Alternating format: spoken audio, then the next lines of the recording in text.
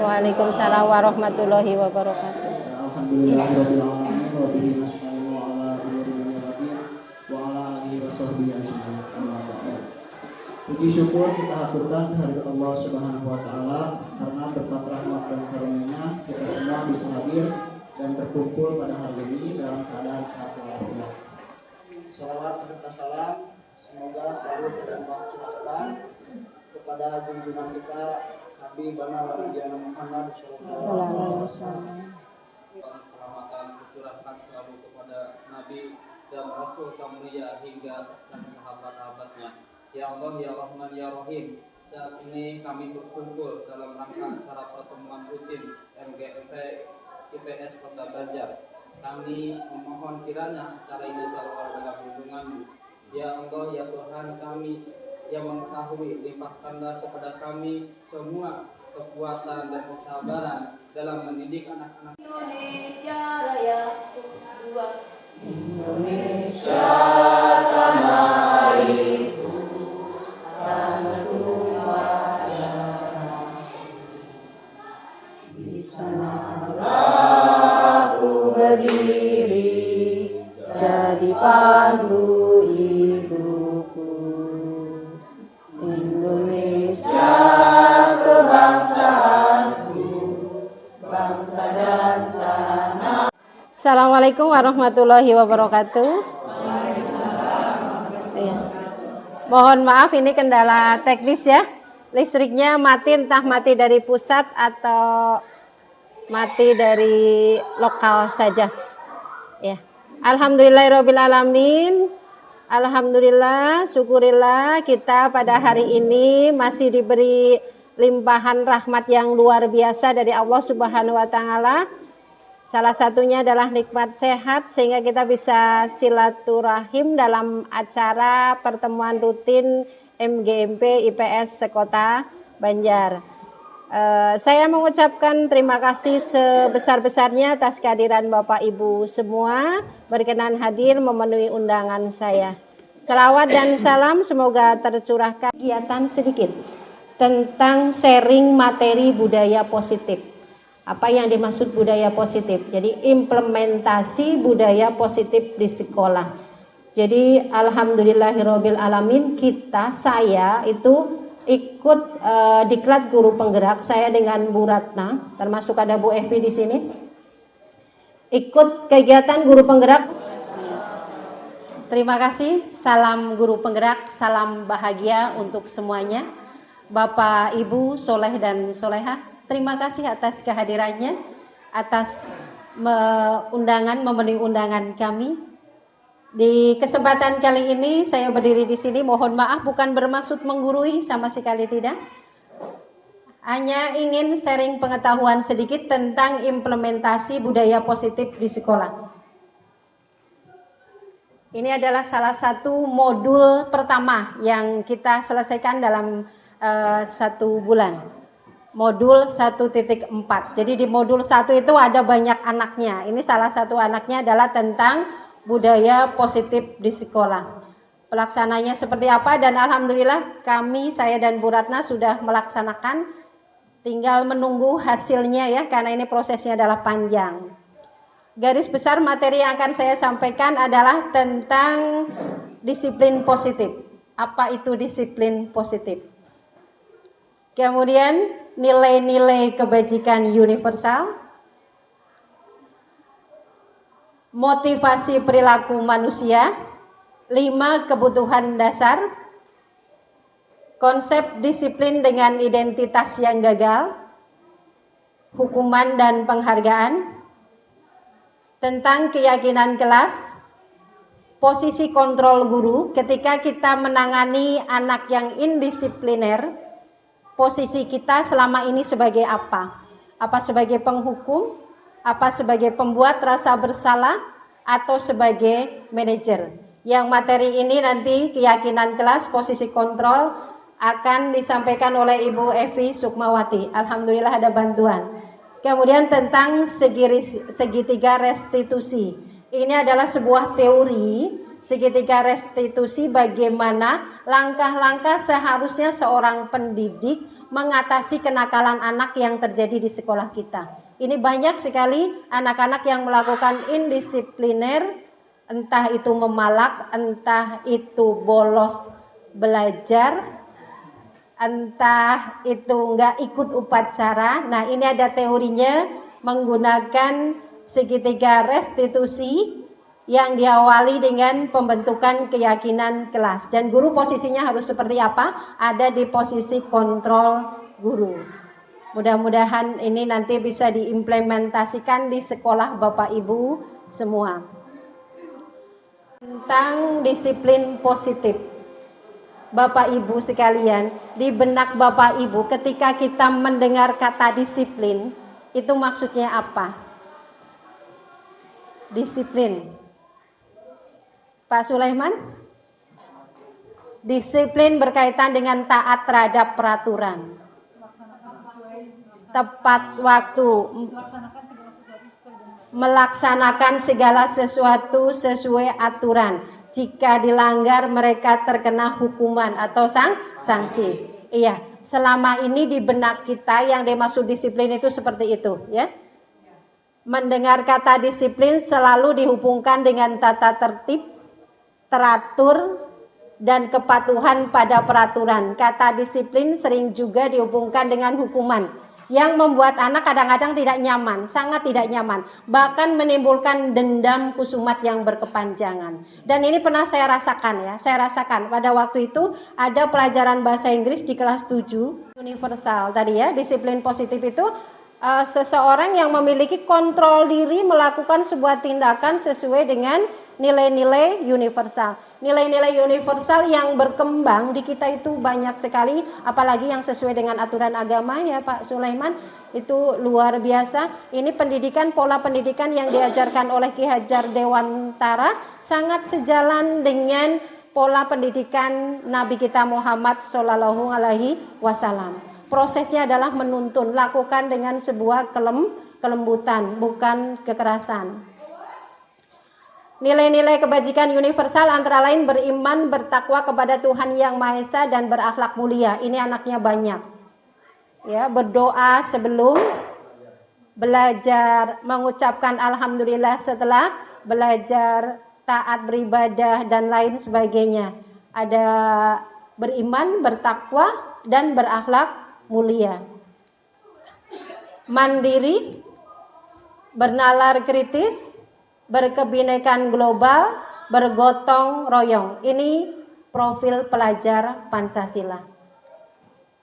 Kreatif, toleransi, jujur, peduli, persahabatan, keselamatan, semangat, tanggung jawab, komitmen, rajin, hormat. Ini hanya sebagian kecil dari nilai-nilai universal yang berkembang sesuai dengan norma-norma yang berlaku di negara kita.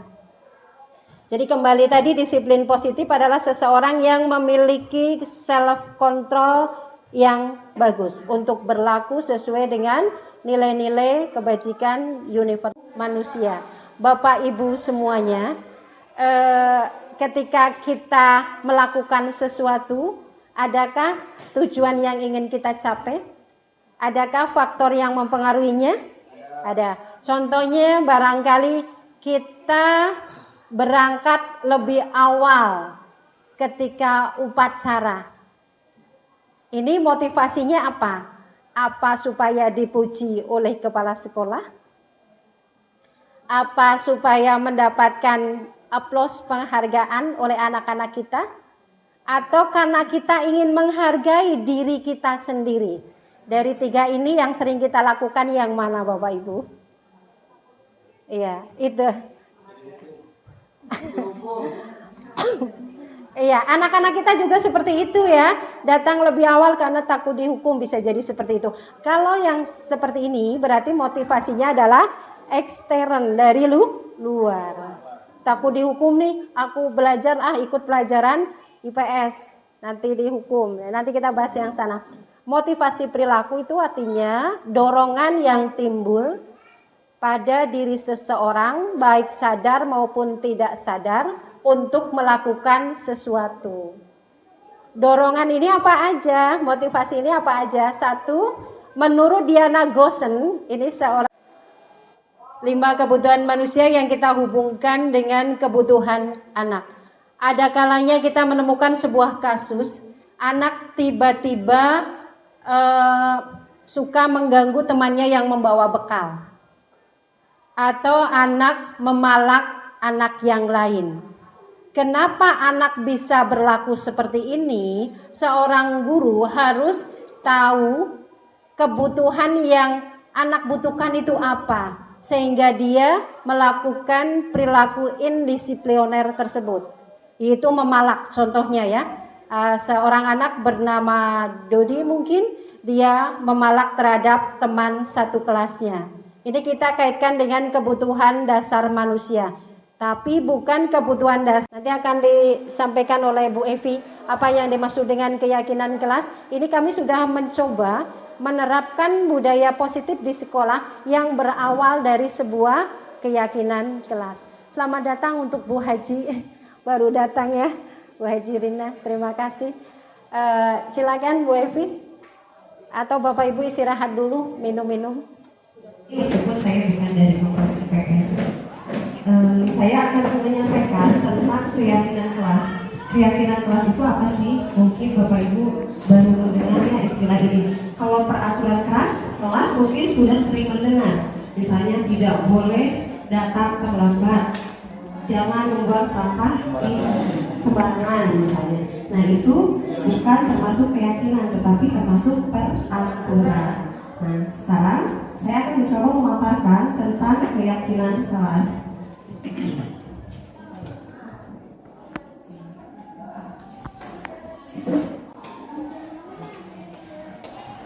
Keyakinan kelas adalah nilai-nilai kebajikan universal seperti yang sudah dipaparkan oleh Ibu Sugi, yang disepakati bersama dengan murid di kelas, baik secara tersirat dan tersurat, lepas dari latar belakang suku, negara, bahasa maupun agama yang dipegang atau diyakini oleh seseorang. Seperti tadi mungkin masih ingat ya, nilai kebajikan itu contohnya adalah profil pelajar Pancasila.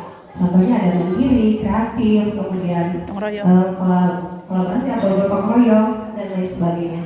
Nah ini dan juga harus berdasarkan kesepakatan antara murid dengan gurunya satu kelas itu.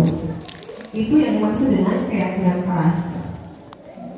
Keyakinan kelas disusun berdasarkan kesepakatan kelas sebagai salah satu upaya penting untuk membentuk budaya positif di sekolah. Nah, jadi sebelum kita membentuk budaya positif di seluruh sekolah, yang pertama kali kita lakukan adalah membuat keyakinan kelas. Contohnya akan saya paparkan. ini perbedaan keyakinan kelas dengan peraturan. Keyakinan kelas bersifat lebih abstrak daripada peraturan yang lebih rinci dan konkret. Yang kedua, keyakinan kelas berupa pernyataan-pernyataan universal.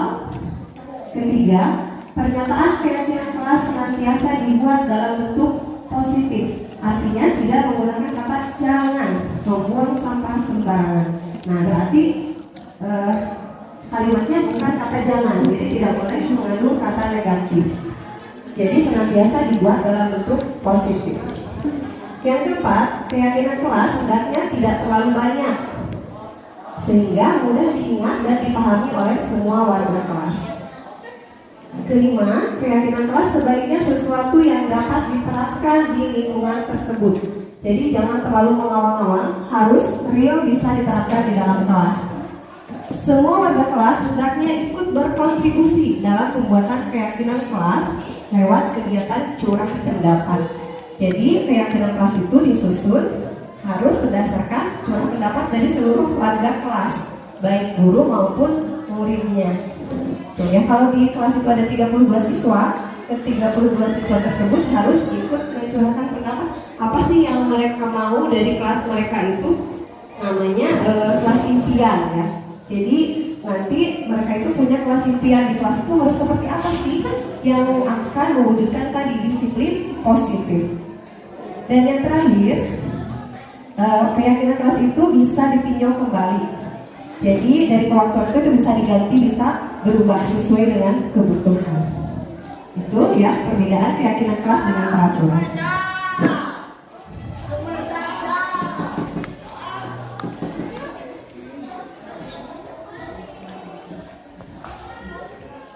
Nah, di sini dijelaskan juga keyakinan kelas berbeda dengan peraturan. Nah, di sini ada tabel peraturan. Peraturan juga sama sebenarnya untuk menerapkan nilai-nilai kebajikan universal. Sama misalnya di sini ada peraturan, kembalikan barang ke tempatnya. Kira-kira nilai kebajikan apa sih yang akan dituju dari peraturan ini? Tidak apa-apa.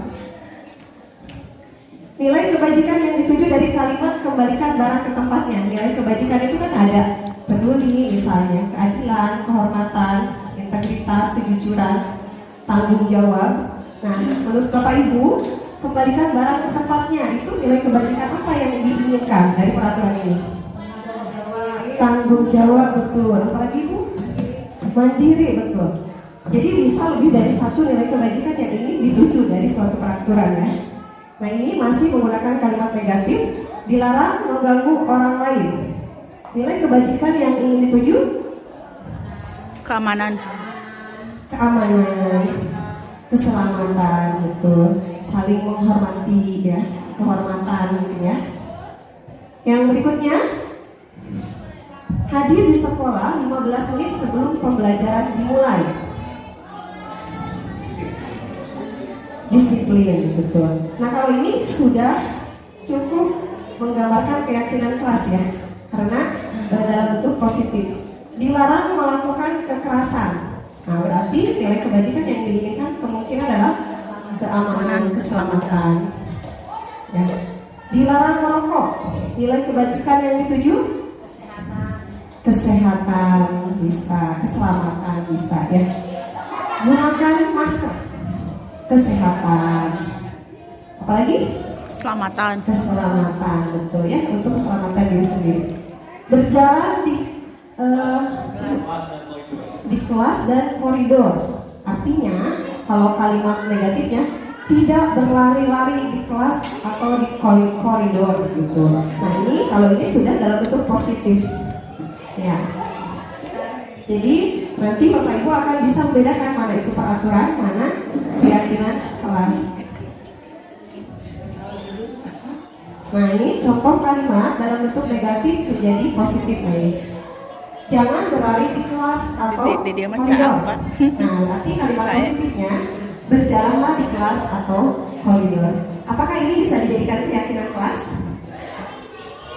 Bisa atau tidak? Bisa ya, tetapi bahasanya masih ini ya, masih untuk anak SD kemungkinan. Ini kan nanti beda-beda Bapak Ibu.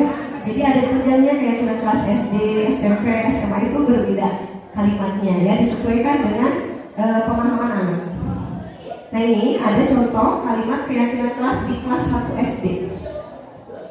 Nah ini, setiap anggota kelas perlu belajar. Setiap anggota kelas perlu senang. Setiap anggota kelas perlu melakukan tugas. Setiap anggota kelas perlu saling menghargai. Setiap anggota kelas perlu merasa aman. Nah ini sudah mencakup nilai-nilai kebajikan universal ya Bapak Ibu ya. Ada keamanan, saling menghargai, kemudian di sini ada tanggung jawab, kalau melakukan tugasnya tanggung jawab, mandiri dan lain sebagainya.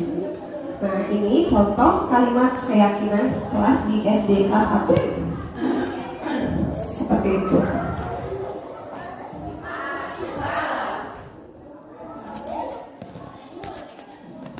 Nah ini untuk kelas 5 SD. Sama, ada selalu bersikap positif, senantiasa menjadi diri terbaik, percaya dan menghormati orang lain serta barang miliknya. Artinya kan tidak boleh mengambil barang orang lain seperti itu ya. Kalau kalimat peraturannya, berkomitmen terhadap setiap tugas, senantiasa membantu. Nah, itu Bapak Ibu. Nah ini contoh terakhir bisa diterapkan di SMP kelas 7. Nah ini dari nilai kebajikan hormat. Kami meyakini bahwa sangat penting untuk menghormati semua orang dan barang milik orang lain.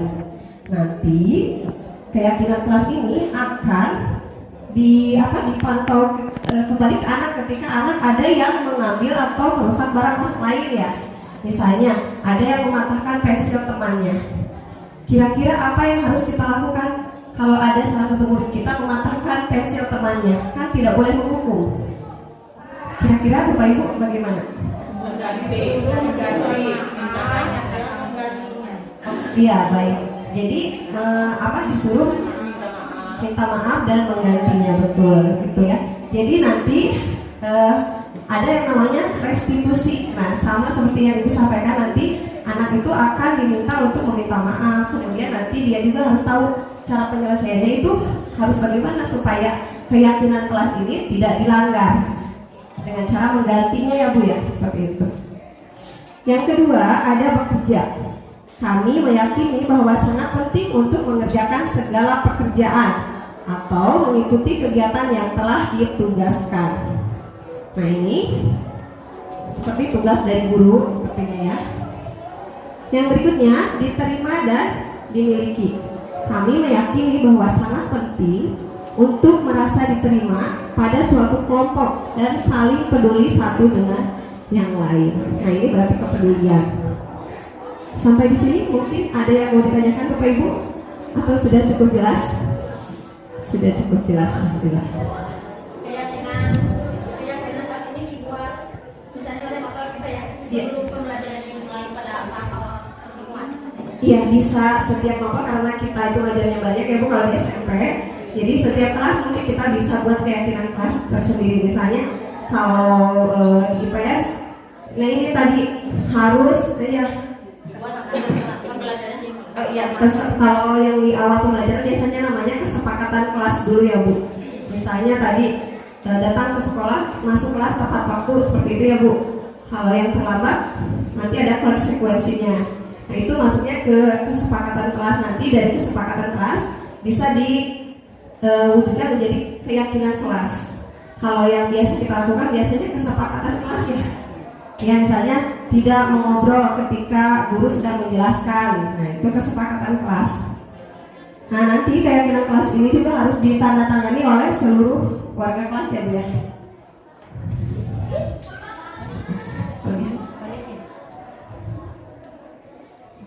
Nah ini contoh aksi nyata yang sudah kami lakukan. Ada yang sudah dilakukan oleh Ibu Sugi di kelas 9C. Ini anak-anak diminta untuk menuliskan apa yang mereka harapkan dari kelas impian mereka. Nah caranya bisa di itu videonya. Ya, dengan curah pendapat. Curah pendapatnya itu bagaimana, bisa ditulis di papan tulis, bisa juga langsung ditulis di kertas nanti dibacakan bersama. Kan kemungkinan dari 32 anak itu ada yang sama ya. Misalnya ada 5 orang yang sama, misalnya kalimatnya sama, kata-katanya sama atau masih